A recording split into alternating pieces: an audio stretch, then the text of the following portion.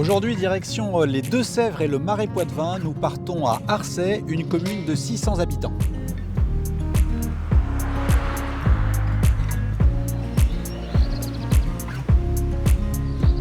Bonjour monsieur le maire. Bonjour. François, enchanté.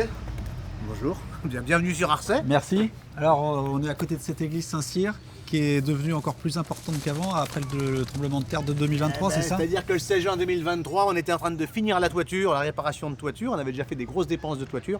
Et puis le séisme a fait effondrer 2 voûtes à l'intérieur. On va voir ça. On va aller voir ça. On avait un amas de pierre, là, les deux côtés étaient complètement effondrés, les 2 portes étaient inaccessibles. Donc il a fallu étayer, mais il y avait en plus des pierres en suspension à la hauteur qu'on voit ici, des pierres de 25-30 kg. Donc pour intervenir, c'était compliqué.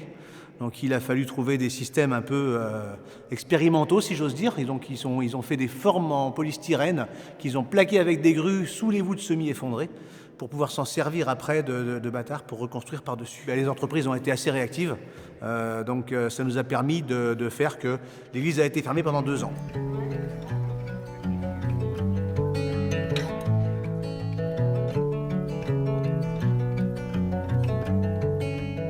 Alors dites-nous, saveur d'ici et d'ailleurs. d'ailleurs. C'est quoi? C'est un café? C'est un magasin? C'est un tout.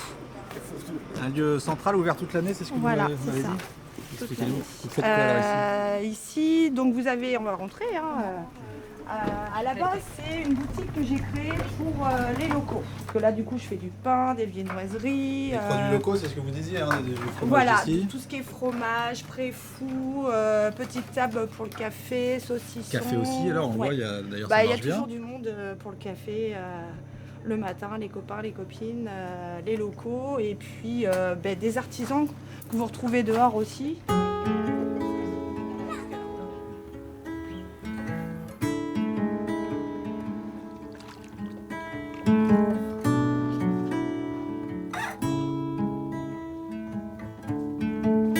Ça fait longtemps que vous vivez dans le Marais? Depuis bientôt 80 ans. Mes grands-parents paternels étaient de Vendée et ils sont venus s'installer ici après la guerre 1914-1918. Ma mère était une vraie maraîchine. Hein. Qu'est-ce qui représente ce Marais pour vous, justement? Et c'est un patrimoine, comme il y en a beaucoup. Le Marais Poitevin. Je vous parle d'un temps où il y a 60 ans encore, on accédait dans ce domaine qu'en barque. Donc on transportait les bêtes, on transportait le matériel, les récoltes. Le stress, on ne connaissait pas.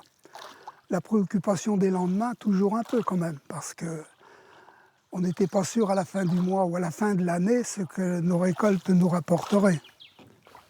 C'est calme, hein? Oui, oui.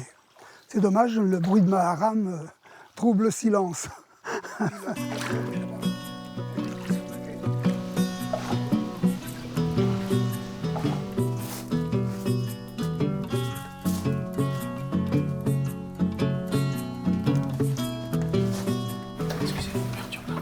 Namasté, bienvenue.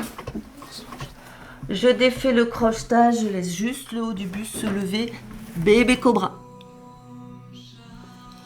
Je pousse le sol avec mes mains, je repasse par la position à genoux. Je crochette mes orteils et je pars dans la posture du chien tête en bas. Pendant votre séance de yoga nidra, le corps est complètement relâché. Vous allez seulement écouter et ressentir.